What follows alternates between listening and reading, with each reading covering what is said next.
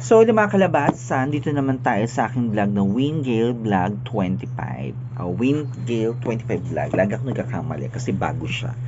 So, ito mga kalabasa, dumating yung mismong in-order ko na isang na Infinix Hot 40 Pro kahapon lang kasi yung yung isa na Infinix 030 na 4G, siya, 2 days siya dumating. Ito 1 day lang. Kasi hindi, parang 2 days na rin siya kasi in-order ko to ng parang lang siya. Nauna lang mismo yung 030 na 4G. So, eto mga kalabasa, dumating na yung Heart 40 Pro na siya. Ayan, mga kalabasa. Puro lahat Infinix ang inaano ko, diba? So, eto mga kalabasa, same din siya ng ng 030, yung mismong gigabyte siya is 256, 16 gigabytes na RAM, 8 plus 8, 16. O, diba? Pero mga kalabasa, still the same lang siya ng niya, Helio G99, kagaya sa Infinix 030, Helio G99 siya. X-Boost gaming engine na siya mga kalabasa. Same din siya ng camera, it's 108 MP siya. Then, mismo, yung niya, so papakita ko na siya mga kalabasa. Ayan. So, ayan siya kalabasa. Kaya naka-lock siya kasi pinaano ko sa to. Ibebenta ko dito sa Pinaano ko sa ko muna sa aking mga kalembang. So, ayan mga kalabasa, ganyan siya. So, ito yung camera niya. Para siyang iPhone na siya. So, ikukumpara natin mismo. Mamaya na pala. So, para siyang iPhone siya mga kalabasa. Nagustuhan ko sana, ito sana ganito lang sana yung Infinix Note, Infinix to 034G. Sana ganito siya yung design. Para siyang iPhone. Kung tutuusin mo, wala siyang pinagkaiba. Para siyang iPhone na iPhone 14 Pro Max. So, yung mga kalabasa, pero yung mismong charging po niya, brick niya is 33 watts lang siya. Kumpara mo sa mismo sa 034G, it's 45 watts na siya mga kalabasa. Pero pinagkaano din na, parehas lang siya ng mismo kalabasa, yung mismong 120 Hz na FHD na siya. Super touch display. Pero hindi siya AMOLED. AMOLED ba yun? AMOLED o AMOLED? AMOLED. So, yun mga kalabasa, multifunctional NFC na siya. So, ito yung mga kalabasa, mga niya, 33 watts na siya mga kalabasa. Then, yung battery niya is 5,000 milliampere na siya. 4G ang network niya, 3G and 2G. Android 13 siya mga kalabasa. Then, 256 na siya. Then, yung 8 gig siya plus 8 gig. So, 16 gigabytes. So, yung front camera niya mga kalabasa, ito yan. Hindi ko lang siya maano kasi siya nakalock siya. So, pinano ko muna sa Shopatembang case. So, yan, 33 watts siya mga kalabasa. Para ako nagbebenta, no? So, 33 watts siya mga kalabasa. Then, yung mismong likod niya is tinatawag na 108 MP. Hindi ko alam to, 2 MP macro lens. Hindi ko alam siya yung tinatawag na isa. So, AI pala siya yung mismo niya. 2 MP macro lens, then 2 AI na tinatawag niya.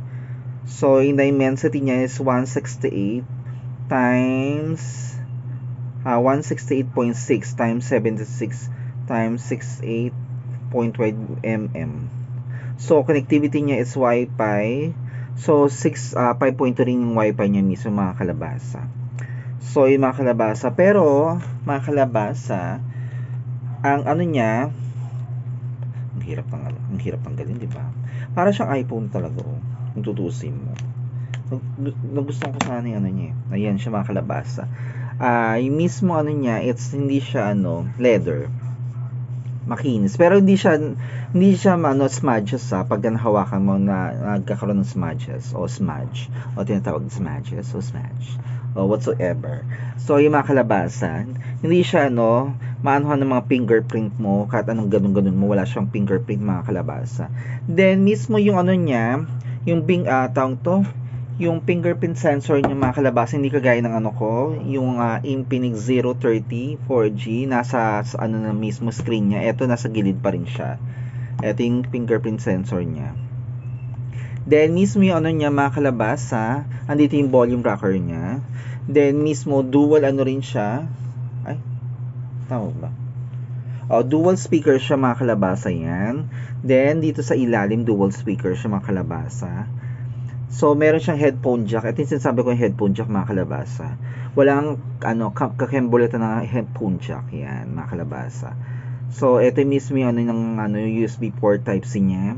Then, ito mismo yung speaker. Then, JBL din siya, mga kalabasa. Yung niya, yung speaker niya. JBL to, mga kalabasa. So, kaganda lang dito, kalabasa. It's 900 units niya, it's 9. So, ulitin ko na, mga kalabasa, units niya, it's 800 nits siya. So, pag lumabas kasi mismo sa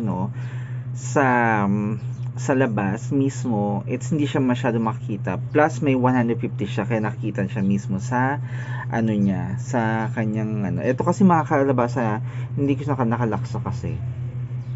Pinalak ko kasi sa kapatid ko. So, sa kanya yung fingerprint niya. So, ayan siya, mga kalabasa. Then, yung battery niya, mga kalabasa, it's 5,000 milliampere siya, mga kalabasa. Then, eto na yung tinatawag natin. Gusto ko lagi may punch hole. Yan, punch hole siya, mga kalabasa. Then, ulitin ko lang siya, mga kalabasa. Ang kanyang, mismo, speaker is nasa dual siya. Then, sa ilalim siya. Yan. Meron headphone jack. Then, ito yung USB Type-C. Speaker niya is nakaano siya sa JBL, mga kalabasa. So, ito ulitin ko lang, mga kalabasa, again. So, 120 Hz na siya, mga kalabasa. So, naka-fix na rin to sa 60. Mamimili ka lang sa kanya is 60 to 120 Hz. Automatic siya, mga kalabasa. Doon ka mamimili lang sa dalawa. Parang kagaring siya mismo na ng Infinix 034G. So, yan siya. Then, hindi ko ang glossy yata yung tinatawag na ito. Glossy type yata yung tawag nito. Hindi ko alam. Lang, mga kalabasa. Paki-comment na lang kung tama yung aking banggit. Yung glossy type yung niya. Hindi siya na ng mga smudge. O yung tinatawag na fingerprint mo ng kamay mo. Pag nilagay mo, andyan yung fingerprint mo. So, wala siya. Wala siyang smudges. Smudges. Tare, no? Smudge o smudges. So, whatever. So, yun, mga kalabasa. Then, eto yung mismo kalabasa ang kanyang SIM tray. So, ang kaganda naman dito, mga kalabasa, meron dual siya, SIM card na pwedeng mapaglagyan. Then, yung mismong mismong memory card niya, meron pa rin siya, mga kalabasa. Ay, nakagandaan sa kanya, hindi kagaya sa 034G na Infinix. Wala siya talagang tinatawag na memory card. So, nakakalungkot lang talaga dahil kasi wala siyang slot ng memory card. So, yun kasi nang inaan ko lagi, dapat may slot talaga siya ng memory card. Kung sana siya 526 o 512 yung tinatawag na, o kaya 1 terabyte. So, yun, mga kalabasa. So, ito, mga kalabasa, nabili ko lang na sa nasa online shopping, nasa 7,000 flat. So, yun to, Infinix Hot 40 Pro. Yan, mga kalabasa. So, mga kalabasa, ako nagustuhan niyo aking binilagay, mga kalabasa, para lang ako nagtitinda ng mga kembular. ng mga super daldal. So, kung nagustuhan niyo aking binilagay ng mga kalabasa, subscribe kayo sa aking YouTube channel is Win Gale 25 Vlog.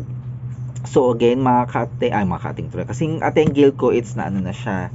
Meron pa naman siya, mga kalabasa, pero hindi ko na siya masyadong ginagamit. So, ito na ginagamit ko, yung Win Gale 25 Vlog.